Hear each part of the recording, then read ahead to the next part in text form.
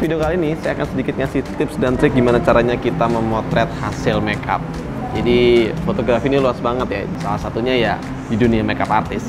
Banyak makeup artist yang bingung gitu. Gimana sih caranya motret hasil makeupannya dia biar bagus, biar menjadi portofolio mereka, biar ya sebagai jualannya mereka lah. Untuk melihatkan hasil makeup mereka yang oke, yang keren dengan hasil foto-foto yang terbaik. Video ini akan saya jelaskan banyak hal tentang gimana caranya kita motret makeup yang benar dan oke. Banyak banget makeup artis yang menanyakan hal yang seperti ini kepada saya. Mas Hendy, gimana sih caranya kita buat motret hasil makeup yang oke? Mas Hendy, kamera apa sih yang bagus? Mas Hendy, gimana bla bla bla dan lain-lain. Oleh karena itu, semoga video ini bisa menjadi solusi buat kalian tahu caranya gimana untuk memotret hasil makeup. Yap, banyak aspek yang bisa digunakan dalam memotretan hal seperti ini. Seperti kamera yang digunakan, lighting, angle yang digunakan, lalu juga ada yang namanya lensa yang dipakai. Nah, beberapa aspek itu harus kita perhatikan untuk menghasilkan foto yang bagus.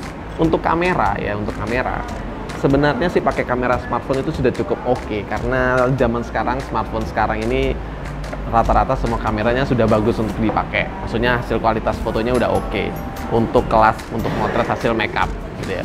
Namun rasanya kurang afdol untuk MUA tuh untuk membawa sebuah kamera yang sesungguhnya, artinya kamera yang memang benar-benar digunakan untuk memotret. MUA itu rata-rata seorang wanita atau seorang laki-laki yang agak sedikit cucok gitu ya, ya rata-rata.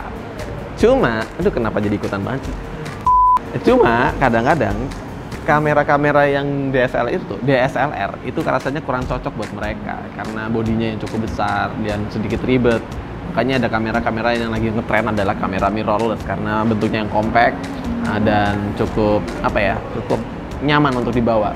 Karena MUA tuh udah bawa barang yang cukup banyak kayak makeup box dan lain-lain. Kayaknya kalau harus dibawa dengan peralatan kamera juga sedikit ribet. Oleh karena itu ada namanya kamera mirrorless. Kamera mirrorless pun banyak dan mereknya juga banyak banget. Saya lebih nyarankan mirrorless yang entry level tuh juga oke sebenarnya. Dan saya sih banyak merek yang juga saya sering lihat. Rata-rata ada Fujifilm, ada Sony, ada apa lagi ya? Yang baru nih ada Xiaomi, lalu juga apa lagi? Olympus gitu ya.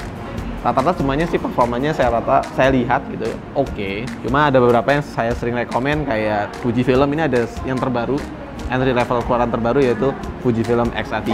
Lalu ada punya Sony juga masih yang masih terjangkau, ada Sony Alpha 6000 atau di bawahnya Alpha 6000.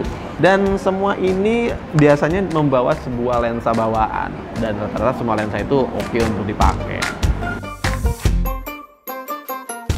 Kamera mirrorless yang saya sarankan selain yang saya sebutkan tadi, dia juga harus memiliki kemampuan interchangeable lensa. Jadi lensanya bisa diganti-ganti.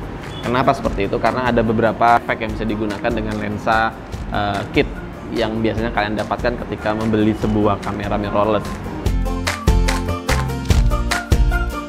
Untuk memotret sebuah makeup, sebenarnya kita harus menggunakan lensa yang memiliki focal length. Jadi tentang jaraknya yang antara lensa 28 mm ke atas. Nah, untuk lensa kit yang biasanya kita dapat, itu biasanya ada tulisannya 16 sampai 50 mm. Itu adalah jenis lensanya dia. Saat Anda memotret, pastikan kalian menggunakan lensa di rentang antara 28 mm ke atas. Nah, kita menghindari yang namanya distorsi. Jadi kalau kalian menggunakan lensa kitnya, pastikan kalian putar dia sehingga dia zooming, ya istilahnya seperti itulah ya. Zooming hingga berada di kisaran 28 mm sampai 50 mm.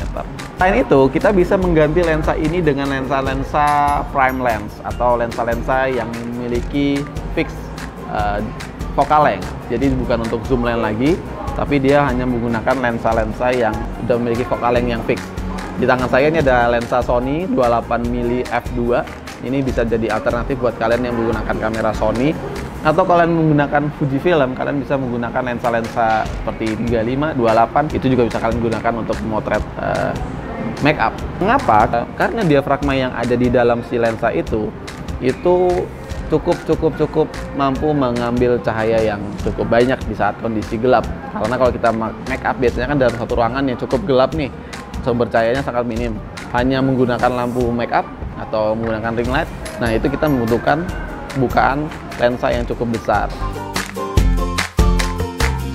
Dan aspek-aspek yang saya sudah sebutkan, selain kamera, ada juga teknik lighting yang harus kalian perhatikan.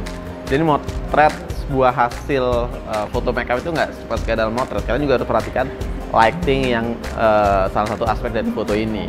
Kapasitasnya bawa sebuah kotak makeup atau makeup box gitu ya, dimana di dalamnya ada sebuah lampu-lampu yang diaplikasikan seperti di belakang saya. Ini juga bisa kalian gunakan untuk membantu hasil foto kalian. Kenapa? Karena cahaya atau lampu yang dihasilkan dari makeup box itu udah cukup oke dan menghasilkan foto yang soft. Maksudnya tidak terlalu kontras pada foto makeup kalian. Sangat simpel juga, dan ketika kalian memotret, kalian hanya menggunakan makeup box ini juga cukup oke. Cuma ada suatu kelemahan di dalam makeup box. Kenapa? Biasanya kalau kita menggunakan makeup box, dia akan mepet ke suatu tembok. Jadi si fotografer tuh harus mepet banget dengan tembok, harus dari angle-nya itu harus dari depan. Maksudnya tuh si backup box itu harus berada di depan model, dimana makeup box itu juga cukup berat banget dan susah untuk dipindah-pindah. Jadi mau nggak mau si modelnya tuh harus menghadap ke tembok atau menghadap ke makeup box-nya. Ini yang membuat susah si makeup artist untuk mengambil angle yang tepat untuk memotret si model. Nah, ini adalah satu kelemahan yang biasa kita gunakan kalau kita menggunakan lampu pada makeup box.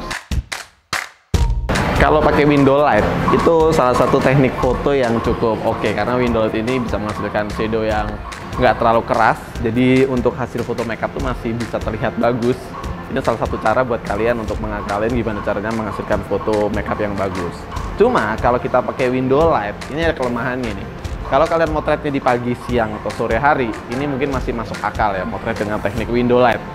Tapi kalau misalnya kalian harus make up malam hari nih, dimana udah nggak bisa lagi menggunakan window light, ini jadi suatu masalah. Nah, karena itu kalian harus menggunakan teknik yang lain, yaitu kalian menggunakan cahaya tambahan. Apa itu cahaya tambahannya? Selain make up box, kita juga bisa menggunakan yang namanya ring light.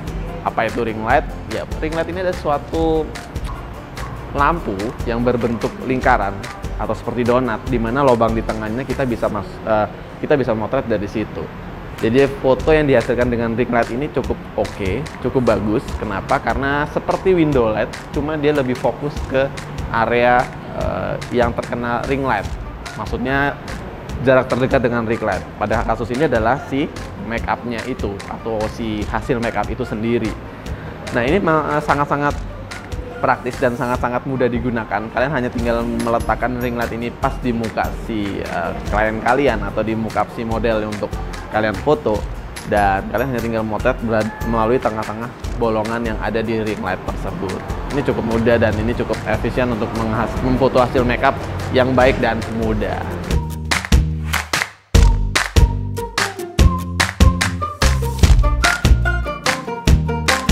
Oke, thank you banget buat kalian semua yang sudah nonton video ini. Semoga video ini bisa membantu kalian gimana sih caranya menghasilkan foto yang baik untuk hasil-hasil makeup yang kalian sudah lakukan. Dan juga terima kasih buat Ngalam Store yang udah nge-support kamera-kamera yang saya gunakan hari ini. Jadi kalian yang mau cari kamera mirrorless, kalian bisa langsung ke Ngalam Store yang ada di Instagram. Kalian bisa cek Ngalam Store.